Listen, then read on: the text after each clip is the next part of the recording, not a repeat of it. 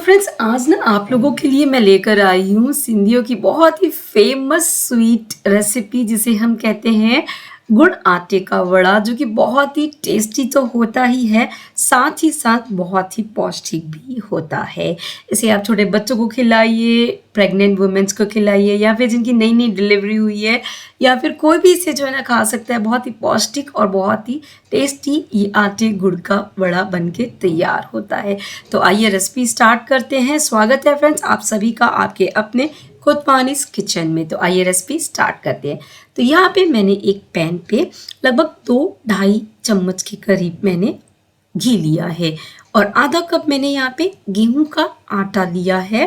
ये गेहूं का आटा हम इस घी में ऐड करेंगे और इसे बिल्कुल स्लो फ्लेम पे आपको जो है ना लगातार चलाते हुए अच्छे से भून लेना है, तब तक जब तक आटे में से अच्छी खुशबू नहीं आती और आटे का जो है ना कलर थोड़ा गोल्डन सा नहीं हो जाता। आपको बिल्कुल स्लो फ्लेम पे इसे भुनना है, फुल फ्लेम पे बिल्कुल मत भुनिएगा, अदरवाइज आटा बहुत जल्दी कलर तो पकड़ लेगा बट वो फ्लेवर नहीं उसमें आएगा।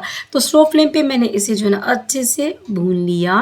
देखिए इसका कलर जो है ना काफ़ी हद तक चेंज हो चुका है और इसमें बहुत ही अच्छी खुशबू भी आ रही है। मैंने यहाँ पे जो है ना 1 चम्मच बारीक कटा हुआ काजू, 1 चम्मच बारीक कटा हुआ बादाम, 1 चम्मच खसखस और 1/4 टीस्पून इलायची का पाउडर डाल दिया इसी स्टेज में, और इसे भी अच्छे से जो है ना 30 सेकेंड हम थोड़ा भून लेंगे।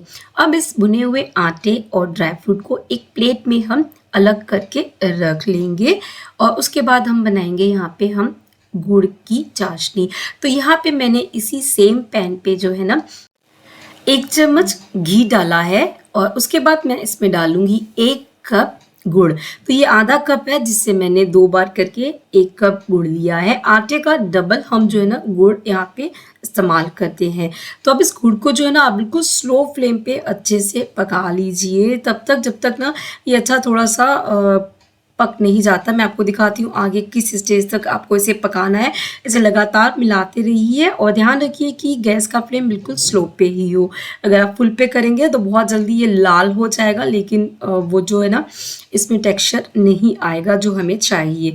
तो इसे थोड़ी देर हमने पका लिया, और उसके बाद जो है ना हम इस चाशनी की टेस्टिंग करेंगे कि ये प्रॉपर कुक हुई है कि नहीं। तो आप क्या करिए ना, 1 कटोरी में पानी लीजिए और उसके बाद जो है ना हम उसमें ये गुड़ थोड़ा सा डाल के टेस्ट करेंगे कि ये गुड़ प्रॉपर पका है कि नहीं। देखिए इस तरीके से आप कुछ ड्रॉप्स डालिए और उसके बाद इस ड्रॉप्स को निकालिए और इसे हम चेक करते हैं। तो देखिए इसमें जो है ना अभी थोड़ा खिंचाव है, तो अभी इसे और हमें पकाना है, और उसके बाद हम फिर से इसकी जो है ना टेस्टिंग करेंगे। तो जब तक इसमें जो है ना क्रिस्पी सी ये शुगर सिरप रेडी नहीं होती तब तक हमें इसे जो है ना कुक करना है। तो अगेन से हमने इसे पानी में कुछ ड्रॉप्स डाल के चेक किए। तो देखिए इस स्टेज में जो है ना ये शुगर सिरप बहुत ही परफेक्टली कुक हो चुका है। ये शुगर सिरप की इस तरीके से इजीली टूट जा रहा है, ठीक है। तो इस स्टेज तक आपको जो है ना इसे पकाना है, और अब हम इसमें ऐड करेंगे ये भुना हुआ आटा और ड्राई फ्रूट जो कि हमने बिगनिंग में भून के रखा था वो, और इसे कर लीजिए अब जल्दी जल्दी से अच्छे से मिक्स।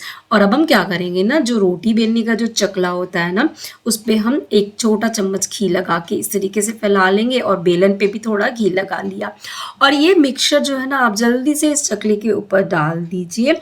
थोड़ा गरम गरम में ही ये काम करना है, बट बहुत ज़्यादा गरम नहीं, आप थोड़ा ध्यान से करिएगा ताकि आपके हाथों को चोट ना लगे।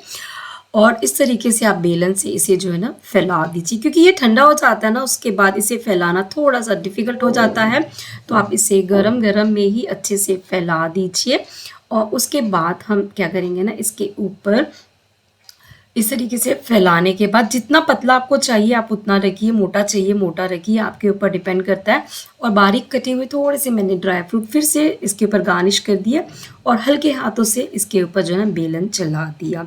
गरम में ही आप इसे जिस भी शेप का आपको चाहिए उसकी जो है ना इस तरीके से आप मार्क्स बना दीजिए, ताकि जब ये ठंडा हो जाता है ना तो इसकी कटिंग करना बहुत ही आसान होता है।